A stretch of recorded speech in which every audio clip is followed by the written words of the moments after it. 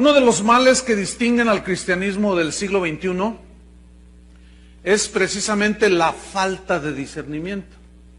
Y tiene mucho que ver con el tema anterior, porque no se ha sabido enseñar, o no les conviene a los predicadores, algunos, que la gente sepa juzgar.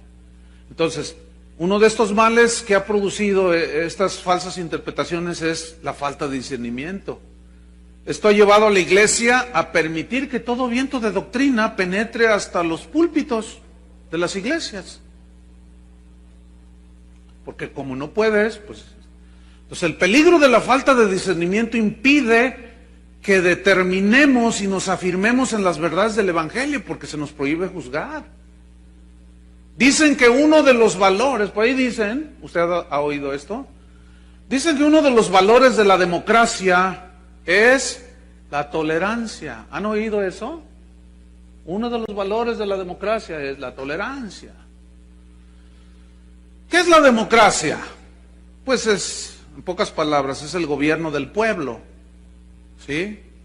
Es decir, los gobernantes deben hacer lo que el pueblo les dice que hagan. Los gobernantes, según la democracia, deben de hacer lo que el pueblo les dice que ellos hagan. ¿Qué es la tolerancia? Bueno, una definición que da el diccionario es respeto a las ideas, creencias y prácticas de los demás, que son diferentes a las nuestras. Repito, la tolerancia es el respeto a las ideas y creencias y prácticas de los demás, que son diferentes a las nuestras. Ahora, aquí quiero hacer una observación respecto a la tolerancia. La tolerancia es buena en el sentido de que cuando favorece y fomenta la paz social en los habitantes de un país, pero está limitada la tolerancia. Por ejemplo, es buena la tolerancia entre nosotros que no nos lleve a agredirnos físicamente. Yo sé que hay homosexuales en esta ciudad, y un montón, y también metidos en la iglesia. Pero yo no puedo golpear a un homosexual, ni debo golpear, mucho menos quitarle la vida, o sea.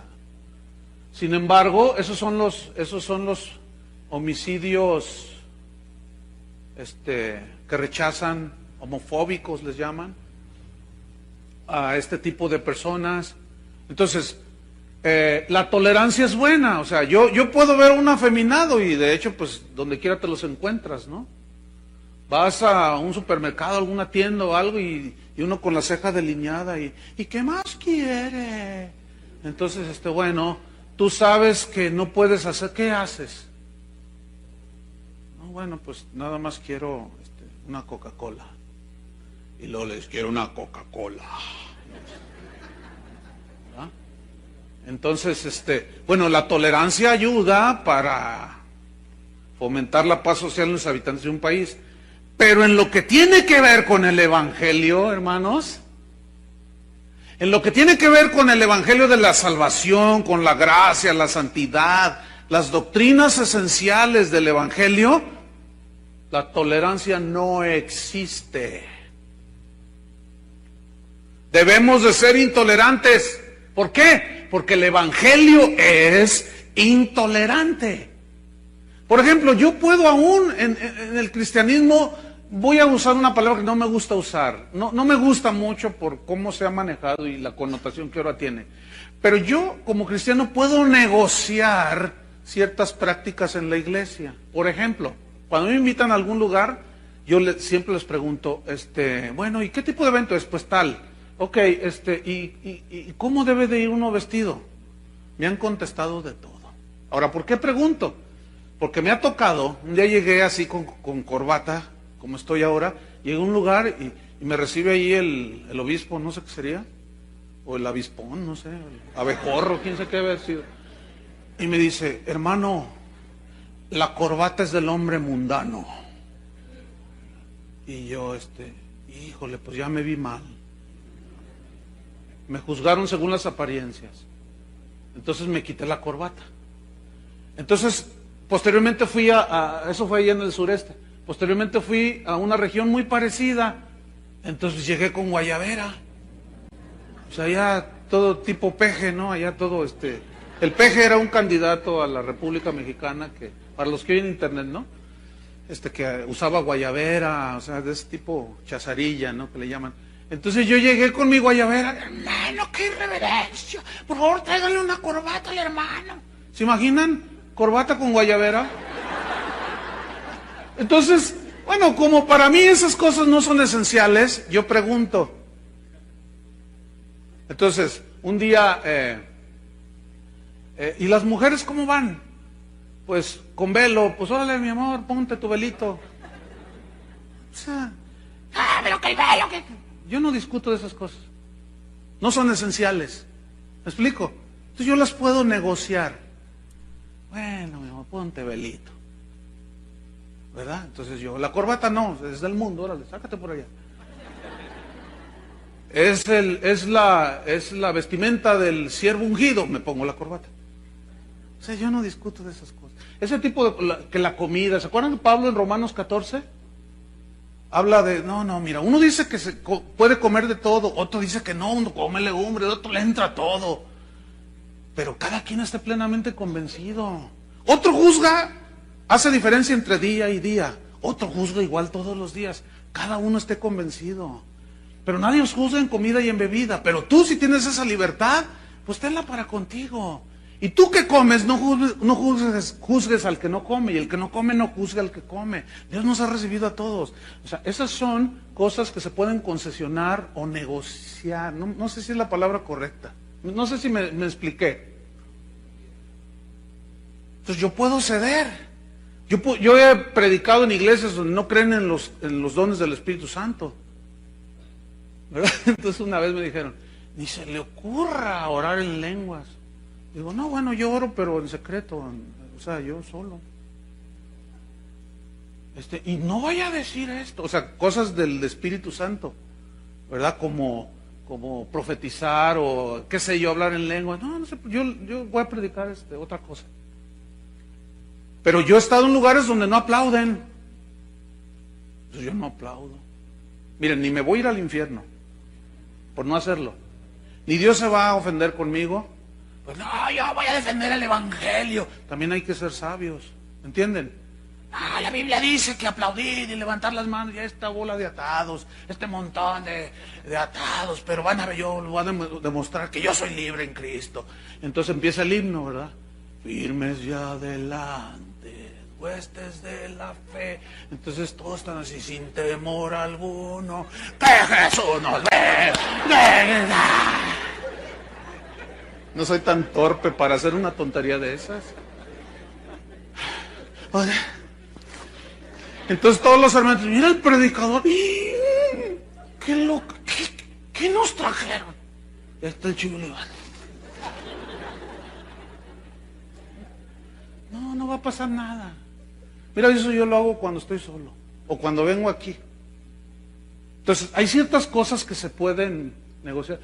Pero cuando me dicen que el bautismo salva en sí mismo, que Cristo no es Dios, de que hay que hacer un antro aquí adentro, que porque no sé qué, ahí sí no.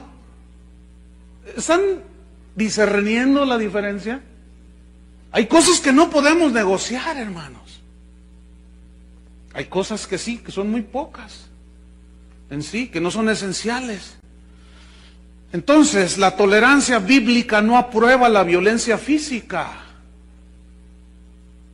La intolerancia bíblica no aprueba la violencia física. Volviendo un poco al tema central. ¿Se acuerdan cuando Jesús lo prenden y Pedro saca una machaira, una espada, y le corta la oreja al siervo del sumo sacerdote? Y Jesús le dijo, Pedro, guarda la espada, le dice. ¿Qué hizo Jesús? Reprobó la conducta de Pedro. Eso se llama fanatismo. Entonces el Evangelio es intolerante en esencia y excluye todo lo que va en contra de la palabra de Dios, que es esencial en cuanto a la salvación. Espero que Dios nos dé entendimiento de lo que estoy diciendo, para que tengan un equilibrio. Por ejemplo, el ecumenismo. ¿Qué es el ecumenismo? El ecumenismo en sí significa unir. Y la visión del ecumenismo es unir a todas las religiones en uno solo. Somos hermanos. Entonces se reúne el Hare Krishna, el budista, el griego ortodoxo, el judío, el católico, el cantante cristiano, el predicador, el pastor. Todos somos hermanos, alabado sea su nombre. Vamos a vernos como uno solo. Todos somos hijos de Dios. Ciertamente le decimos de distinto nombre. Unos les dicen Jehová, otros le dicen Jesús, otros le dicen Buda, otro Jesús Miranda, otro, aleluya, gloria a Dios. El amor, Jesús habló de ser uno, amarnos los unos a los otros. Véngase, amado hermano testigo de Jehová. Venga, un abrazo allí, alabado sea el nombre del Señor. Eso es el ecumenismo, hermanos. Ahí el cristianismo bíblico es totalmente intolerante. ¿Qué comunión tiene la luz con las tinieblas? ¿Cuál Dios? Hay un montón de dioses. Presidente Bush acaba de decir, tristemente, él se confiesa metodista, y él acaba de decir públicamente que él ora a Dios, pero que es el mismo Dios, el de los hindúes, musulmanes, que es el mismo. No es el mismo Dios. Entonces ahí la Biblia se muestra totalmente intolerante. No hay muchos caminos que nos llevan al verdadero Dios.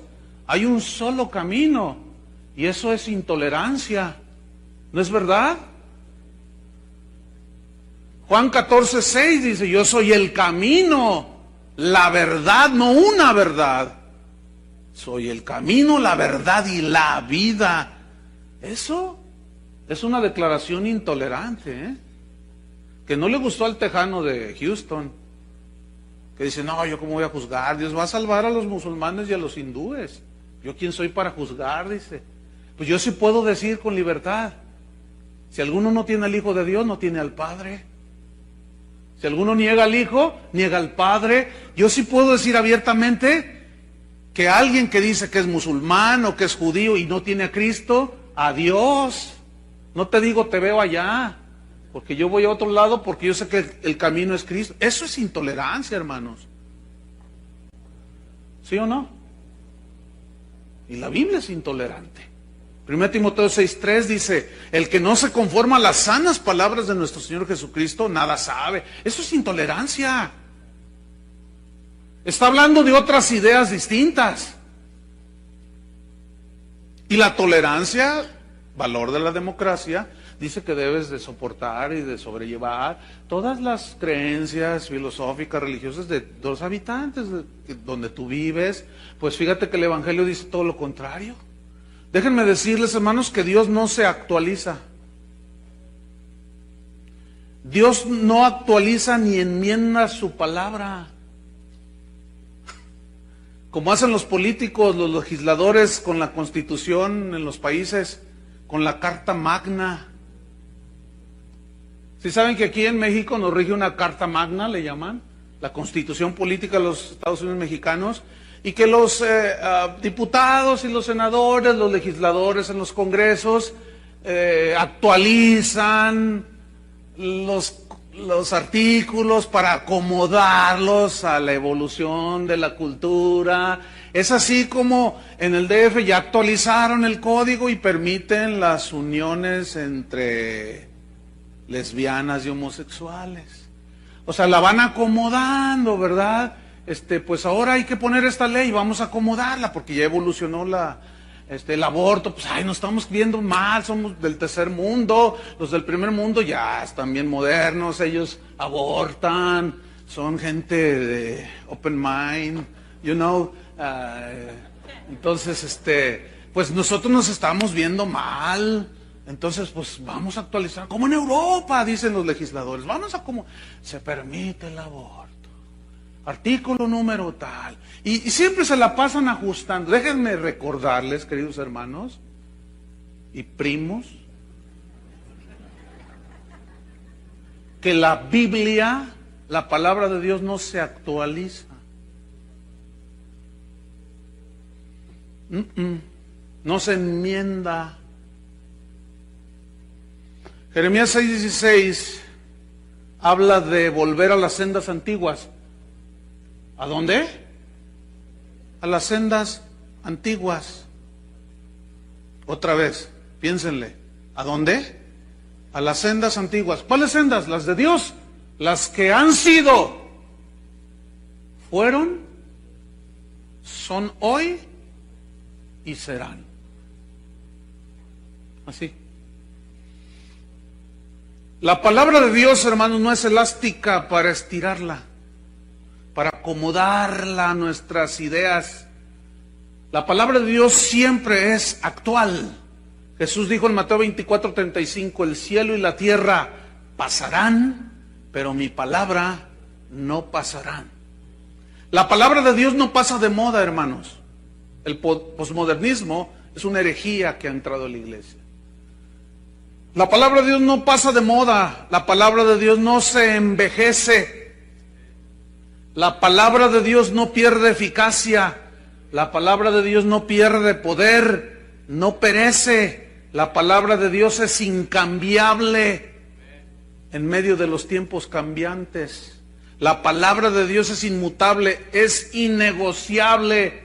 La palabra de Dios es inadaptable a los tiempos modernos. Es imposible que Dios ceda en adaptar su evangelio a las ideas modernas de la cultura.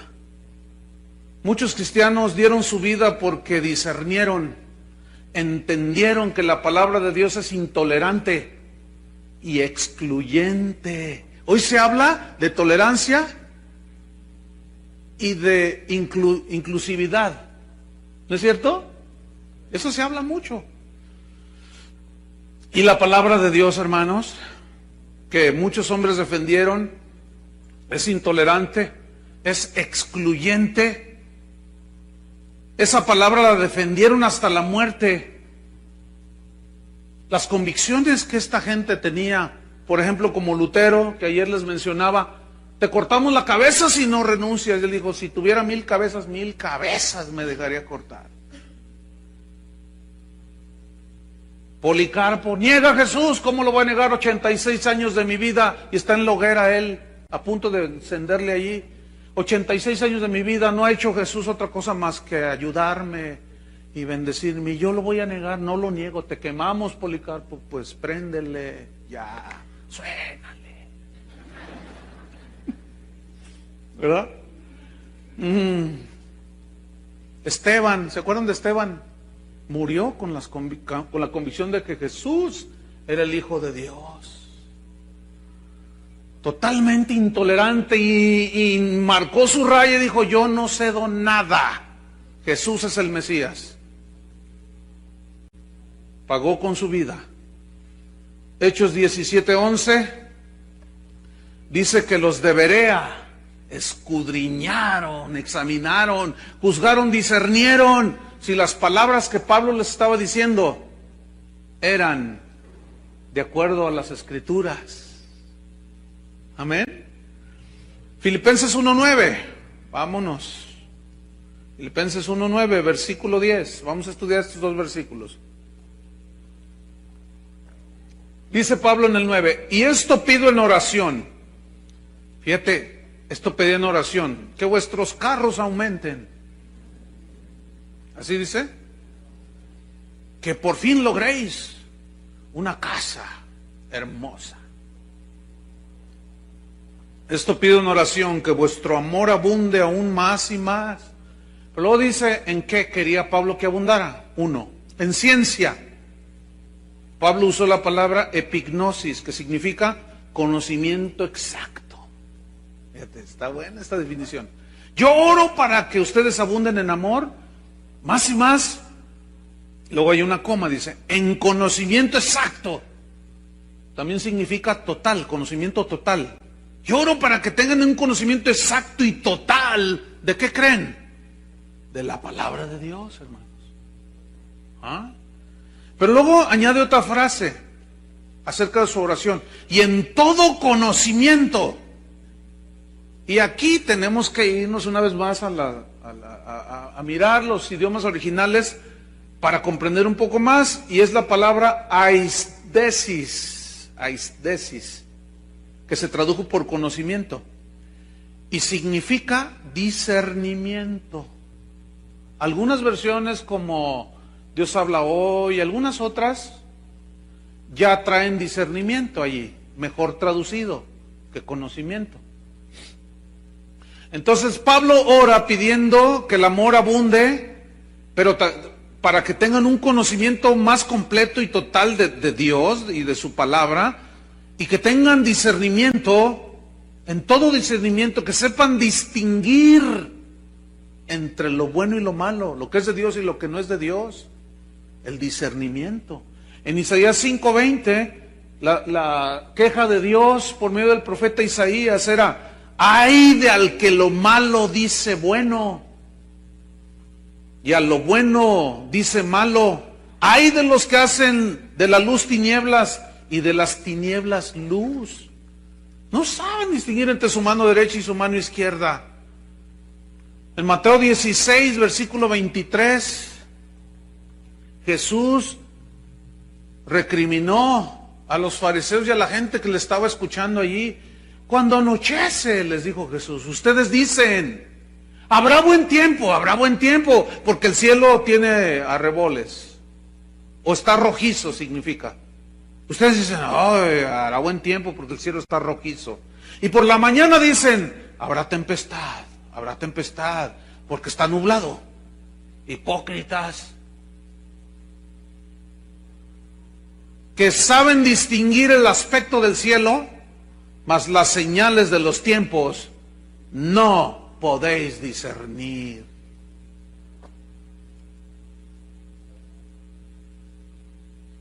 ¿Les recriminó Jesús? ¿Saben decir cuando va a llover? Cuando enero loco, febrero y marzo otro poco, quién sabe cuánta cosa. Son los vientos, las cabañuelas, ya mero bien, va a llover, vas a ver. Hasta meteorólogos salimos a veces, porque sabemos discernir ciertas cosas, los tiempos, pero no somos capaces de discernir los tiempos espirituales, los tiempos peligrosos. No hay discernimiento. Jesús recriminó la tolerancia y la falta de discernimiento de la iglesia de Pérgamo. Ayer las mencioné, pero vamos otra vez a Apocalipsis 2. ¿Qué hizo Jesús con los, cómo se dice, pergamonitas? ¿Pergamoneses? Pergamenses. Se oye medio raro, pero bueno. Apocalipsis 2, pero yo creo que es más correcto, los pergamenses. ¿Por qué le recriminó Jesús la tolerancia a los pergamenses y la falta de discernimiento? Apocalipsis 2, versículo 12. Y escribe al ángel de la iglesia en Pérgamo. Ya sabemos que el ángel se refiere al pastor. Y la recriminación va al pastor. El que tiene la espada aguda de 2 filos dice esto. ¿Cuál espada? La palabra de Dios, aguda, que divide, parte en 2, pinta su raya entre lo bueno y lo malo, lo que es de Dios, lo que es de la carne, lo que es del espíritu. El que tiene la espada aguda de 2 filos dice esto: yo conozco tus obras, conozco todo lo que haces y dónde moras, donde está el trono de Satanás. No era fácil para los, pergaminos. Donde está el trono de Satanás, pero retienes mi nombre. O sea, esto era algo a favor de ellos. En medio del trono de Satanás, ellos aún retenían el nombre de Jesús. Fíjate. Y esto era bueno y loable ante los ojos del Señor. Y no has negado mi fe. O sea, a pesar de las presiones de todo tipo, se mantenían en la fe, es decir, se mantenían confiando en Dios, creyendo, no, Señor, ayúdanos, está la tentación bien fuerte, ayúdanos, está el embate de las tinieblas fuerte, ayúdanos, Señor. Y no has negado mi fe, ni aun en los días en que Antipas, mi testigo fiel, fue muerto entre vosotros donde mora Satanás. Los registros, aparte de la Biblia, hablan de un discípulo, de un cristiano llamado Antipas, que fue muerto por los enemigos de Jesús. Lo sacrificaron, hubo una persecución y lo mataron. Pero eso no provocó que los pergaminos, vamos a quedarnos en los pergaminos, que los de Pérgamo negaran su fe. O sea, se mantenían, decían, no, el Señor nos ayude, ayúdanos, Señor, en estas horas oscuras, ayúdanos en el nombre de Jesús. Se mantenían, la persecución a todo lo que daba, y se mantenían, y todo eso es bueno. Sin embargo, en el versículo 14, les quitó la democracia. Versículo 14 dice, pero tengo unas pocas cosas contra ti. Imagínate que el Señor te dice, ven, siervo mío. Entonces tú llegas y te postras y lo ves allí. Estoy teniendo una visión del Señor y estoy viendo su rostro. Y estoy, Señor, te amo, yo también te amo, hijo. Mira, me gusta que hagas esto. Me gusta que lo que estás haciendo, que te estás preocupando de las viudas. Me gusta, de los pobres. Sí, qué bueno. Siempre habrá pobres entre ustedes. Y ahí estás tú, ay, tú sabes, el pobre siervo aquí, Padre. Y de pronto te dice, con ojos de fuego, pero tengo algo contra ti. Y tú volteas hacia atrás, ¿no? No, contra ti. Eso fue lo que le está diciendo al pastor.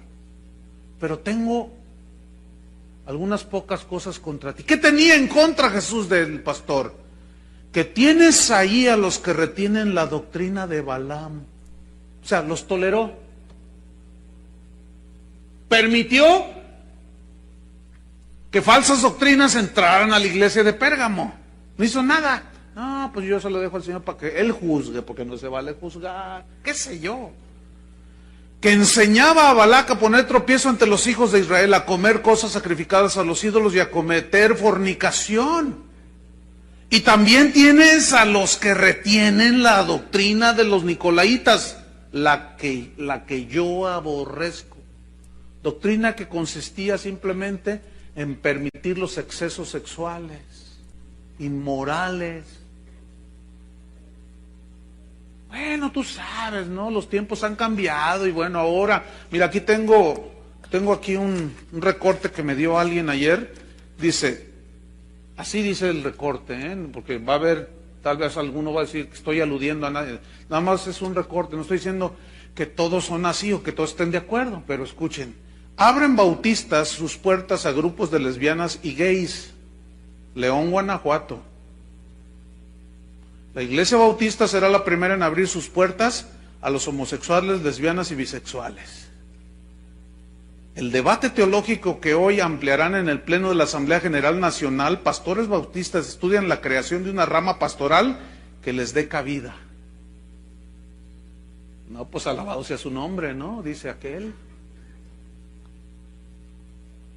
Juan Antonio. Y ya dice más cosas allí que tú dices, y hay una foto donde están todos los ministros del Señor, ¿verdad? Ahora, yo no estoy diciendo que todos los bautistas. Esta es una nota que salió en el Diario del León, que alguien por aquí que viene de allá me entregó. Y me dice, mira Chuy, y le digo, ay, mira, nos estamos modernizando. Alabada sea la posmodernidad, ¿verdad? No, tolerancia, hermanos, tolerancia, gloria a Dios.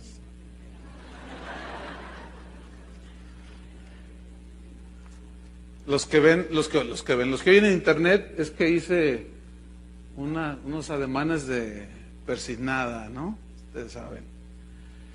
Entonces, el Señor dice, yo aborrezco todo eso. ¿Por qué lo toleraste? ¿Cómo es posible que permitas? ¿Cómo te dejaste engañar para tolerar eso? ¿No sabes que yo aborrezco todo eso? No, Señor, pero pues yo estaba en la convención. Yo esto. Versículo 16, por tanto, dice el Señor, arrepiéntete. Escúchame, no es si quieres, es arrepiéntete. Pues si no te arrepientes, vendré a ti pronto. Escuchen los tolerantes evangélicos. Y pelearé contra ellos con la espada de mi boca. ¿Quiénes son contra ellos? Contra los que traían esa doctrina. Y a ti, pastor, te voy a pedir cuentas. El que tiene oído, oiga lo que el Espíritu dice a las iglesias. A la iglesia de Tiatira, capítulo 2, versículo 18. Escribe el ángel de la iglesia en Tiatira: el Hijo de Dios, el que tiene ojos como llama de fuego y pies semejantes al bronce bruñido, dice esto. O sea, el bronce en la Biblia siempre es juicio, y cuando habla pies de bronce, significa que va a pisotear todo eso, trayendo juicio. Versículo 19, yo conozco tus obras. Oh, bien, haces muchas cosas. Y amor, ves, distinción del discípulo. Amados, en esto conocerán, si os amáis los unos a los... bien, y amor, y fe. Estos tenían fe, confiaban en Dios, eran fieles. Y servicio, servían, ¿verdad? Eran de esos que para todo lo que se necesitaba en la iglesia servían, ¿verdad? Y tu paciencia la conozco. Aguardaba, soportaba. Aquí alude a las pruebas que se enfrentan con paciencia. Y que tus obras postreras son más que las primeras. ¡Wow! Has crecido. Has multiplicado tu servicio, amor, fe, paciencia. Versículo 20. Pero tengo unas pocas cosas contra ti, le dice, que quiero que arregles. Que toleras. ¿Qué recriminó el Señor? La tolerancia.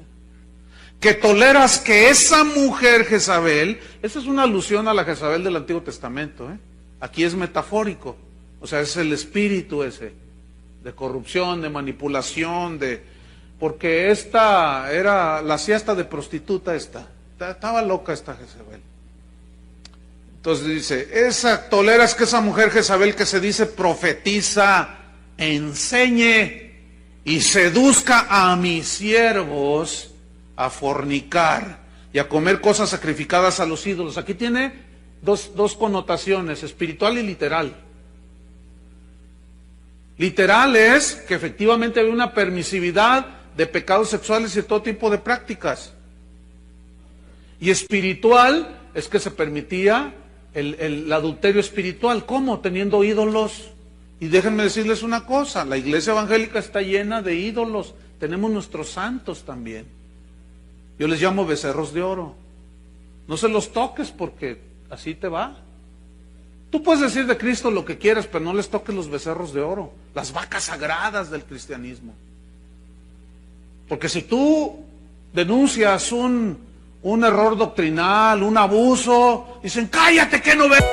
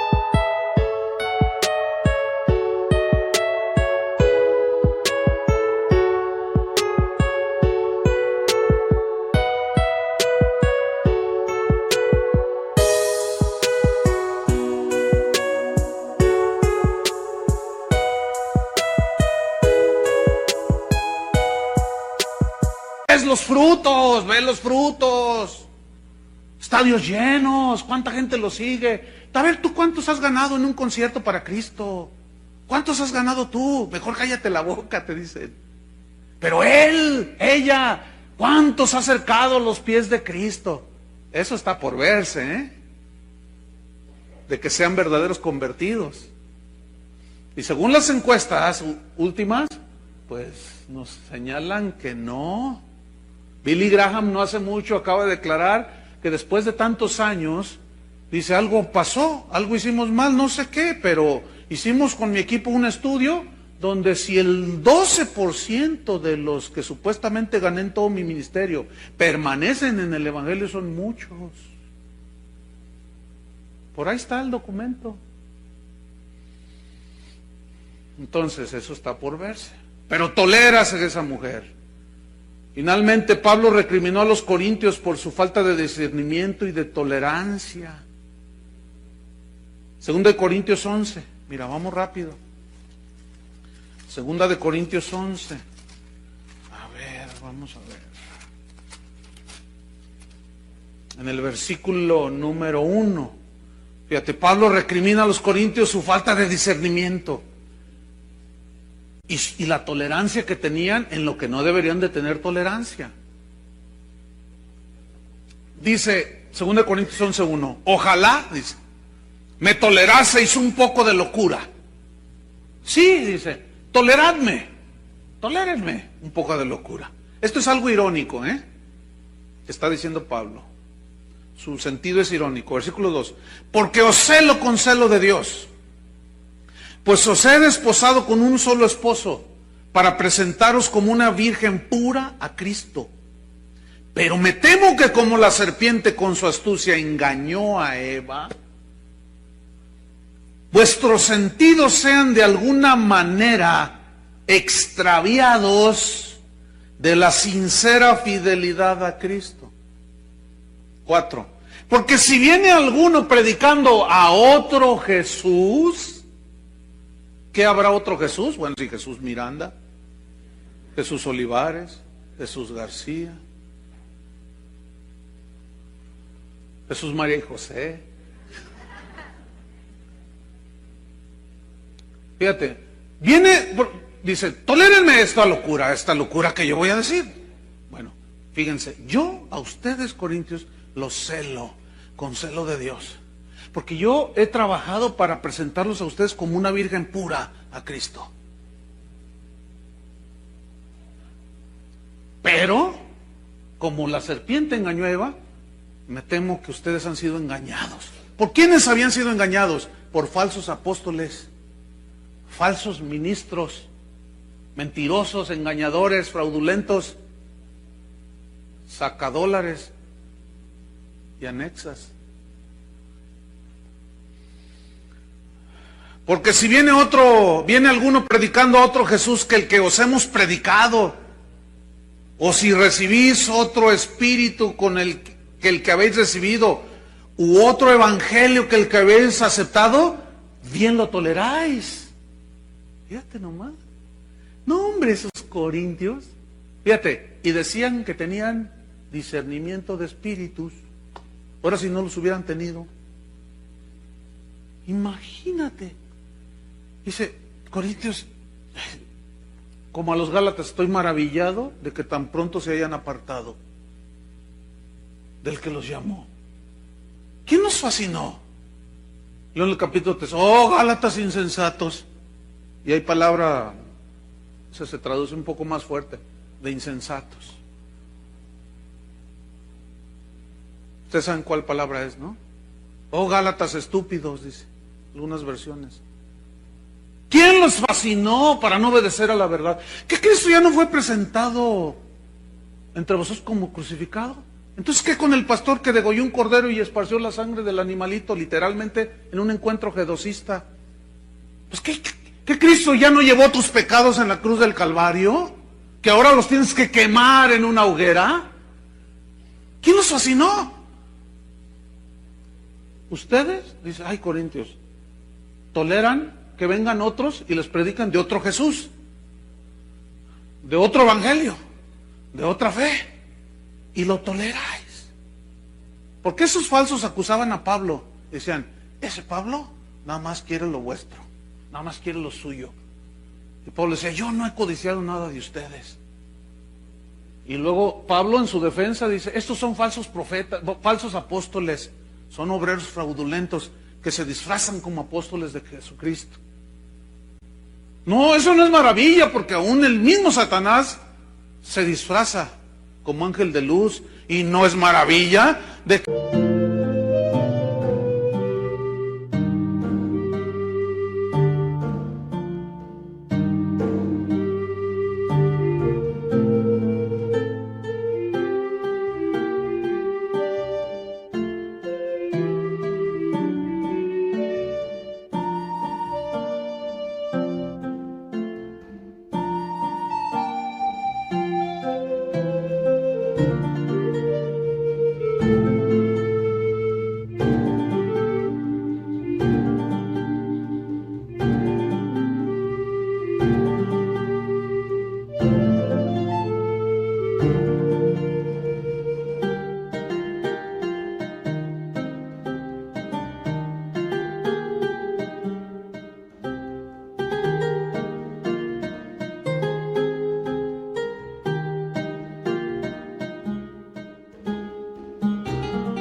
que sus ministros también se disfracen como ministros de luz, pero no lo son.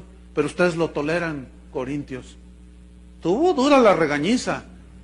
Pero los que no saben juzgar, los que no disciernen, pues dicen que si tú haces algo así ahora eres falto de amor. Conclusión.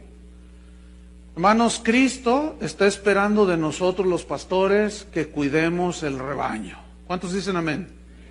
El rebaño de Dios, el cual Él ganó por su sangre. Hermanos, Él volverá. Nos va a pedir cuentas de lo que hicimos con su iglesia. Que Dios nos ayude en estos tiempos peligrosos. Amén. Pónganse de pie. Que Dios nos ayude. Que abra nuestros ojos.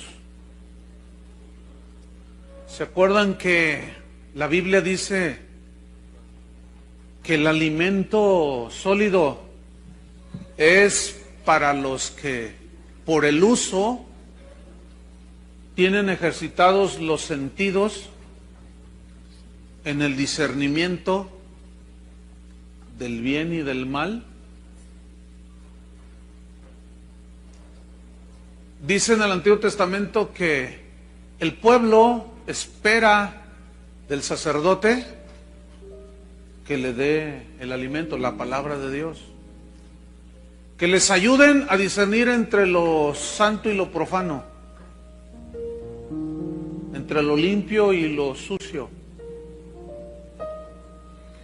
Escuchen bien, ministros del Señor. Una de nuestras tareas es esa precisamente. Ayudarle a la gente a que sepa distinguir entre lo bueno y lo malo, lo que es de Dios y lo que no es de Dios, lo que es del Espíritu y lo que es de la carne. Pablo a los Gálatas les enseñó, porque estos dice, habiendo empezado por el Espíritu, han acabado por la carne. Y les dijo, ¿qué no saben que la Escritura dice, no heredará el hijo de la esclava, sino el hijo de la libre? Entonces, si no hay un entendimiento, ¿a qué se está refiriendo? Se está refiriendo a Agar y a Ismael y a Sara y a Isaac en el Antiguo Testamento. Para los que dicen que no, nosotros somos del nuevo y que el antiguo no sirve para nada, eso es una aberración. ¿Cómo que no sirve para nada? No podemos entender el nuevo sin hacer una retrospectiva lo mejor posible del Antiguo Testamento. Pero nosotros somos hijos de la libre, nosotros somos hijos de Abraham por la fe. ¿Qué es todo eso? ¿Qué es todo eso? Entonces tenemos que enseñarle a la gente a saber distinguir.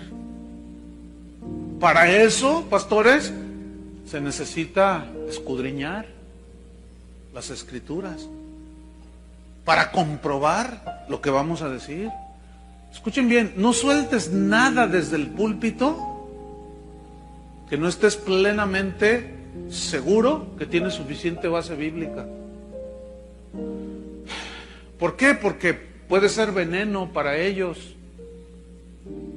Un poquito de veneno no mata, pero comienza a minar la salud. ¿No es cierto? Un poquito de veneno. Hay gente que en su maldad empieza a envenenar a alguien y le pone pequeñísimas porciones de veneno. Y la persona empieza a decaer y los doctores no saben qué tiene. Después de un año, qué sé yo, el hombre o la mujer empiezan y no le encuentran. Finalmente muere. Y solamente un especialista, un médico forense que se meta, como han descubierto, y hay noticias, hay registros de esto, se meten, hacen la autopsia, se meten, pero a lo más profundo de los órganos humanos, dicen, este fue envenenado con cianuro, con qué sé yo, y se van sobre el delincuente, pero no se notaba. Y hay ovejas, hay congregaciones que están siendo envenenadas poco a poco, poco a poco.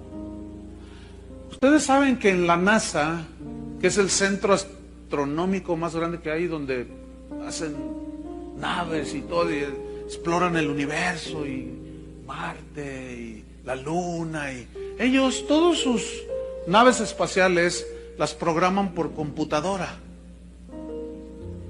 Y un reportaje que vi yo, dicen que ellos tienen que ser meticulosamente exactos y comprueban y revisan y checan y pasa por revisión de no sé cuánto y ta.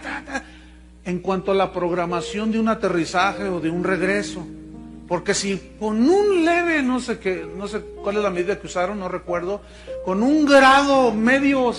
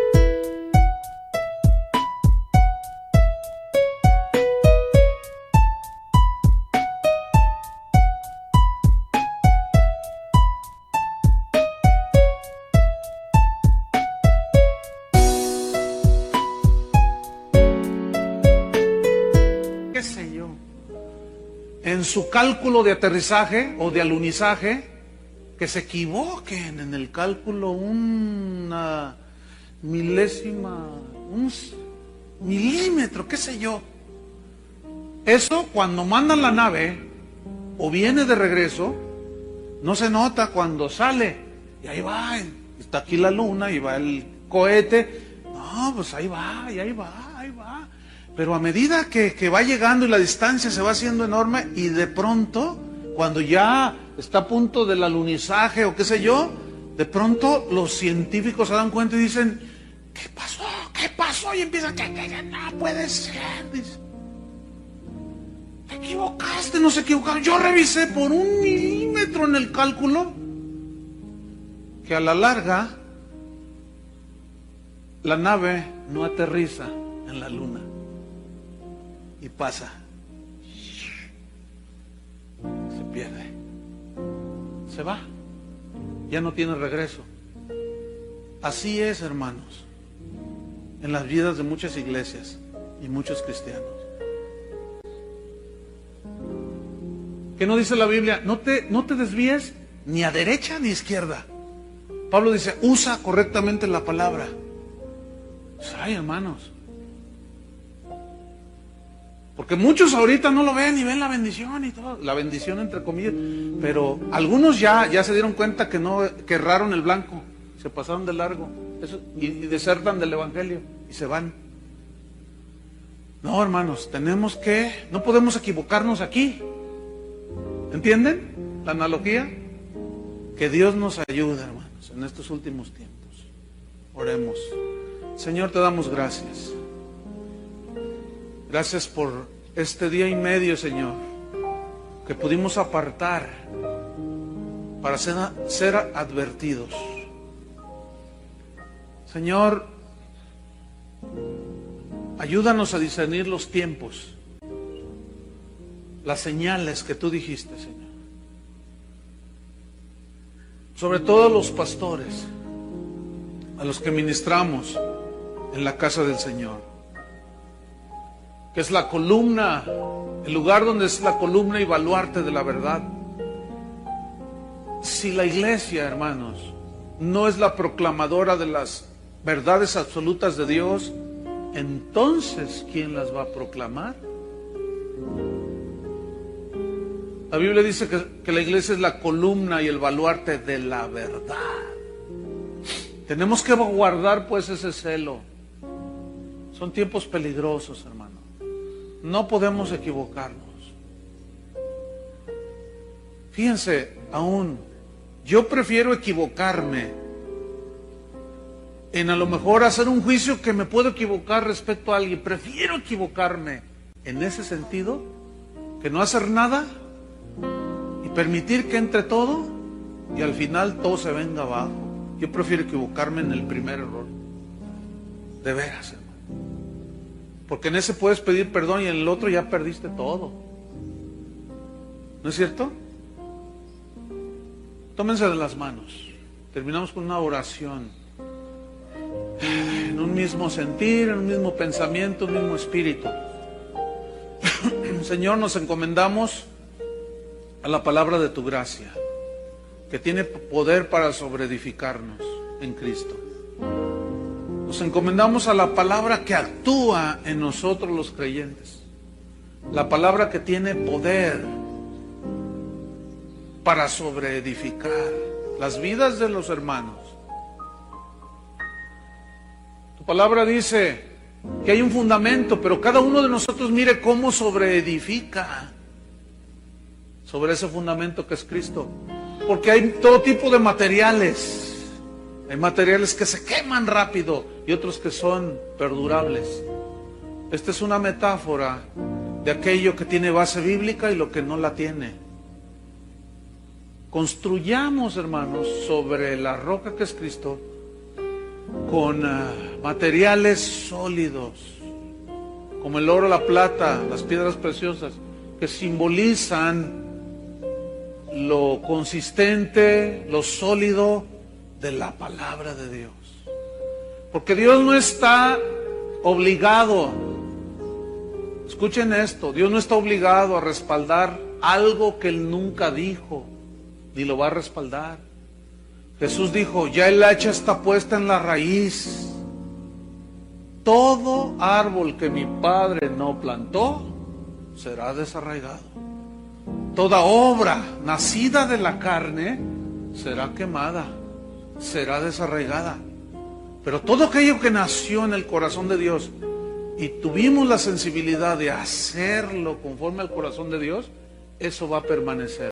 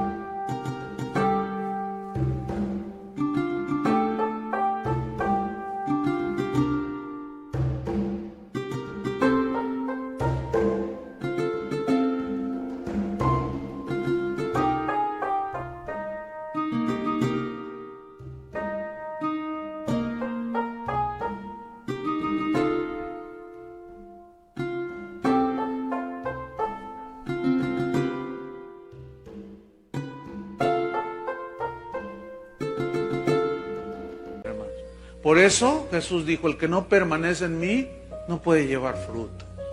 Permanezcamos en Jesús y en su palabra. Si ustedes permanecen en mí y yo en vosotros, dijo, si mi palabra permanece en vosotros, seréis verdaderamente mis discípulos. Y conoceréis la verdad, y la verdad os hará libres. En el nombre de Jesús te damos gracias, Señor. Bendice a todos los oyentes por medio de internet también, Señor, en los distintos países. Abre sus mentes también. espirituales, sus ojos espirituales, sus oídos espirituales. En el nombre de Jesús. Amén. Amén. Quedan despedidos, hermanos. Que Dios los bendiga. Gracias por su asistencia.